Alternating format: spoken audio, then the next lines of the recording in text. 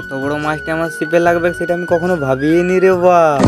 সকালবেলায় দুটি খাইয়ে দিয়ে বেরাই পড়লি মাছ ধরতে, তা আবার কি ছিপ নিয়ে, তা আবার আমি একা লয় গো, আমার এই 1.5 ফুটে ভাইকেও সঙ্গে করে নিয়ে যাচ্ছি আমি। তো গাইস চলো আর বেশি বকর বকর না করে ভিডিওটা স্টার্ট করা যাক। তো গাইস ফাইনালি আমি পুকুরে চলে এসেছি, তোমরা তো দেখতেই পাচ্ছ এই পুকুরে আমি মাছ ধরবো। তো চলো যাও যাক। আর হ্যাঁ গাইস, তোমাদের যদি ছিপ নিয়ে মাছ ধরতে ভালো লাগে তো আমায় কমেন্ট করে অবশ্যই একবার বলে যাবে। আর আমার ভিডিও কার কার ভালো লাগে অবশ্যই আমায় কমেন্ট করে বলে যাবে। গাইস তোমরা তো দেখতেই পাচ্ছ বাঁধের ধারে এই আড়ে রোদে বসে বসে ছিপ ফেলছি, তোমরা তো দেখতেই পাচ্ছ। মাছ হবে কিনা সেটা আমিও জানি না, উপরবেলা জানে, তাছাড়া আমি জানি না। তো গাইস প্রথম টোপ ফেললাম, মাছ হলো না। ঠিক আছে গাইস, আমার মতো ছিপ নিয়ে কে কে মাছ ধরতে গিয়েছো তোমরা অবশ্যই আমায় কমেন্ট করে বলে যাবে। আমার কিন্তু প্রথম টোপে মাছ উঠেনি, ঠিক আছে। তো আর একবার টোপ লাগিয়ে ফেলবো, দেখা যাক মাছ উঠে কিনা। ঠিক আছে চলো দেখা যাক। তো গাইস দ্বিতীয় টোপে এত বড় মাছটা লাগবে আমি কখনো ভাবতেই পারিনি। পুঁটি মাছ তোমরা তো দেখতেই পাচ্ছ। তো গাইস তারপর একটা পোনা মাছ উঠেছে, তোমরা তো দেখতেই পাচ্ছ, এই যে সাইডে দেখো, সাইডে দেখো। এরকম মাছ লাগবে আমি কখনো ভাবতেই পারিনি। ঠিক আছে তো লেগে গেছে, দেখতেই পাচ্ছ তোমরা পোনা মাছ এটা। ঠিক আছে তো গাইস এই আড়িয়া রোদে বসে বসে মাছ ধরে আমি কালুয়া হয়ে গেলাম, তোমরা তো দেখতেই পাচ্ছ। মানে রোদের যা জোর কি আর বলবো, এতক্ষণ বসেছিলাম, আধ ঘন্টা প্রায় বসে আছি। ঠিক আছে তো গাইস আধ ঘন্টা বসে থেকে আমি এই মাছগুলো ধরলাম, তোমরা তো দেখতেই পাচ্ছ। মানে কি আর বলবো, দুটা তিনটা আর কি বড় হয়েছে, আর তারপর সব পুঁটি মাছ। ঠিক আছে আধ ঘন্টা বসে থেকে আমি কালুয়া হয়ে গেলাম।